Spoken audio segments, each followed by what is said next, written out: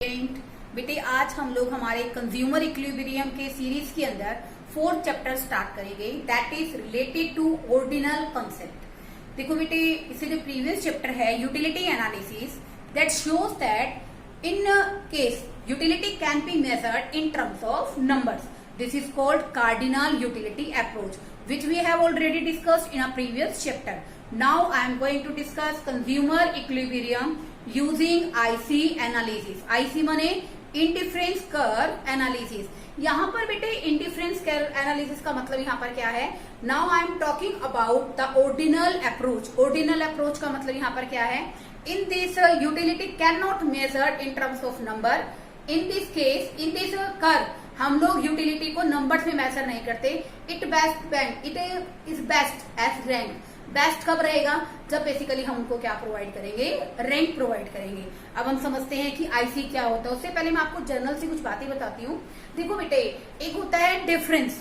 Difference मैंने separate separate, अलग अलग। एक होता है आईसी। आईसी माने क्या होता है? इनडिफरेंस। इट मीन्स उसको किसी भी, मान लो एक कंज्यूमर दो वस्तुएं खरीदता है, उसको एक वस्तु की कंजम्पशन को डिक्रीज कर रहा है, दूसरी को इंक्रीज कर रहा है, तो उसका जो बिहेवियर है इनडिफरेंस माने सेम रहता है। डिफरेंस माने अलग अलग और इनडिफरेंस माने सेम, यानी कि उसका जो बिहेवियर है वो क्या रहता है? तटस्थ, यानी कि no change. This is called indifference analysis. अब देखिए बच्चों, इनडिफरेंस कर्व क्या है? ये एक डायग्रामेटिक प्रेजेंटेशन है किसका? Indifferent set of a consumer. Consumer का जो इनडिफरेंट सेट, जो हम लोग टू कॉम्बिनेशंस ऑफ कमोडिटीज के हिसाब से बनाते हैं, जो कंज्यूमर को same level of satisfaction provide करे, वही क्या है बच्चों? Indifference curve. इनडिफरेंस कर्व क्या है? एक डायग्रामेटिक प्रेजेंटेशन है इन विच टू गुड्स, जो बेसिकली कॉम्बिनेशंस की हैं, two combination of goods which provide same level of satisfaction. अब देखो बेटे, यहाँ पर इसके जो मैंने कॉम्बिनेशंस बनाए हैं, ऐसा कोई जरूरी नहीं है कि आप सेम बनाओ। देखो बेटे, इससे पहले ये कॉम्बिनेशन समझाने से पहले मैं आपको इसकी कुछ अजम्पशंस डिस्कस करूंगी। First one, money income is given. हमें बताएंगे ना, जब हमें दो वस्तुएं खरीदनी है तो कंज्यूमर की इनकम कितनी है, वो उन पर्टिकुलर दो वस्तुओं पर कितने पैसे खर्च करना चाहता है। In this assumption money income is given and it does not change. उसमें कोई चेंज नहीं आएगा। अब चेंज नहीं आएगा, आप अगर एक वस्तु ज्यादा खरीदना चाहते हो, at the same time you have to decrease the consumption of another commodity. Second one, the consumer spend his income. Consumer दो वस्तुएं खरीद रहा है, वो दोनों वस्तुएं कहीं ना कहीं एक दूसरे की क्या है? सब्स्टिट्यूट है। मैंने आपको डिमांड के चैप्टर में भी डिस्कस किया था बेटे, सब्स्टिट्यूट गुड्स कौन सी होती हैं? जो बेसिकली एक दूसरे को रिप्लेस कर सकती हैं। जैसे कोई भी एग्जांपल ले सकते हो बेटे आप, इसमें टी और कॉफी का भी ले सकते हो, इंक और जेल पेन का भी इंक पेन का और बॉल पेन का एग्जांपल भी ले सकते हो। हम लोग इसमें ऑरेंज जूस का भी एग्जांपल ले सकते हैं, ठीक है ना। आप इसमें ऑरेंज और एप्पल का एग्जांपल भी क्या कर सकते हो? कंसीडर कर सकते हो। तो बेटे, जो कंज्यूमर दो वस्तुएं खरीद रहा है, वो दोनों एक दूसरे की सब्स्टिट्यूट होनी चाहिए। पहला मैंने क्या बताया कि कंज्यूमर की इनकम क्या है? गिवन है एंड इट डजंट चेंज, वो फिक्स होगी, उसमें कोई परिवर्तन नहीं आएगा। दूसरी मैंने आपको क्या बात बताई कि कंज्यूमर जो वस्तुएं खरीद रहा है, बेसिकली वो क्या होंगी? एक दूसरे की सब्स्टिट्यूट होनी चाहिए। थर्ड देखिए, more of goods give more satisfaction to the consumer. हम देखो बेटे, जनरली हमारा बिहेवियर भी क्या होता है कि हम एक वस्तु की जितनी ज्यादा इकाइयां यूज करते हैं, उससे हमें हर एक इकाई से बेसिकली जितनी ज्यादा हम कंज्यूम कर रहे हैं, जितनी ज्यादा हम लोग खरीद रहे हैं, हमें सेटिस्फेक्शन क्या मिलती है बच्चों? ज्यादा मिलती है। This is known as monotonic preference. इसको क्या कहते हैं? Monotonic preference. More of goods always give more satisfaction. ज्यादा वस्तु हमेशा ज्यादा सेटिस्फेक्शन देगी। This is known as a monotonic preference.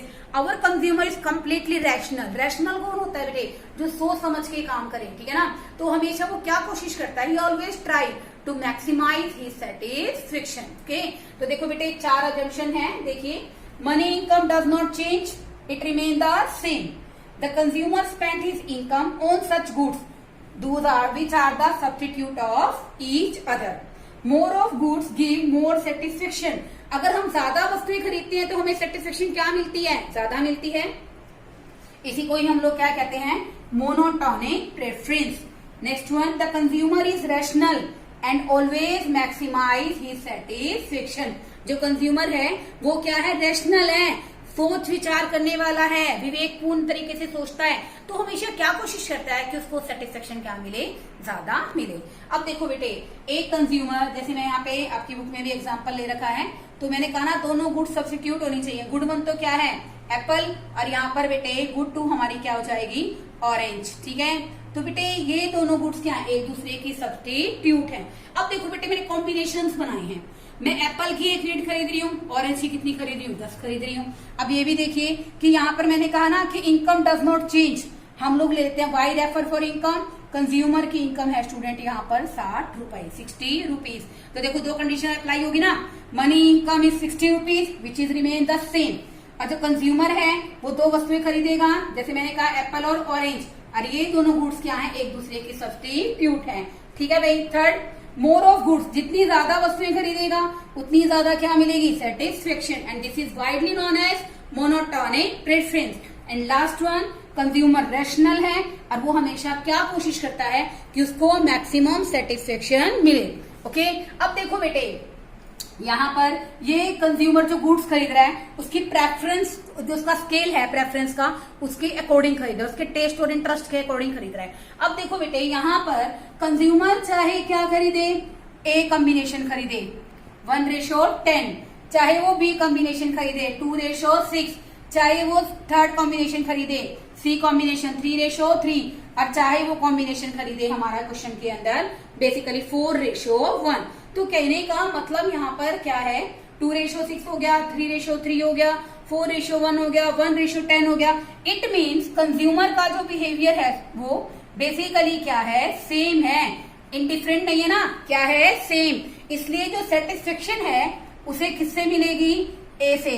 वो किसके इक्वल है, satisfaction from the combination of B, and that is also equal to satisfaction from the combination of C, and that is also equal to combination D के लिए भी satisfaction का level क्या रहेगा, same रहेगा।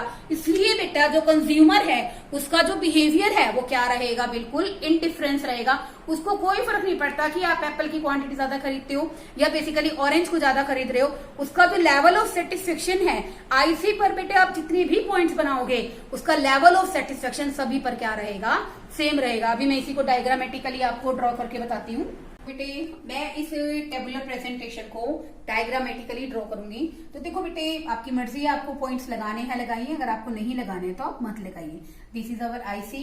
ओके, अब देखो बेटे, जैसे जैसे हम लोग क्या कर रहे हैं कि कंजम्पशन ऑरेंज का इंक्रीज कर रहे हैं, तो हम लोग नो डाउट जो हमारा कंजम्पशन है वो क्या कर रहे हैं, एप्पल का डिक्रीज कर रहे हैं। अब देखो बेटे, set A point, B point, C और डी। तो कहने का मतलब क्या है बेटे कि हमारे आईसी कर्व पर जितने भी पॉइंट्स आएंगे, चाहे वो ए है, चाहे बी है, चाहे सी है, चाहे डी है, इन सबसे हमें इक्वली सेटिस्फेक्शन मिलेगी। इसलिए बेटा हमारा जो कंज्यूमर है उसका बिहेव क्या रहता है, इंडिफरेंस रहता है, उसका बिहेवियर सेम रहता है, चाहे वो कोई भी कॉम्बिनेशन क्या करे, यूज करे, because the level of satisfaction on IC that is equal to same, satisfaction from A that is equal to B that is equal to C and that also equal to D। देखो बेटे, this is very important chapter. आज मैंने आपको थोड़ा सा इस chapter के बारे में बताया है कि IC क्या है। नेक्स्ट वीडियो के अंदर मैं आपको एक और इम्पॉर्टेंट टॉपिक डिस्कस करूंगी, प्रॉपर्टीज ऑफ आईसी। इस क्वेश्चन को समझिए, इसको आप अच्छे ढंग से कंसीडर कीजिए। कोई डाउट रह जाता है तो आप मुझसे पूछिए, बहुत ही अच्छा क्वेश्चन है, इसका बेसिक क्लियर होगा बेटे, तभी आपको नेक्स्ट वीडियो के अंदर टॉपिक समझ में आएगा। Okay, thank you students.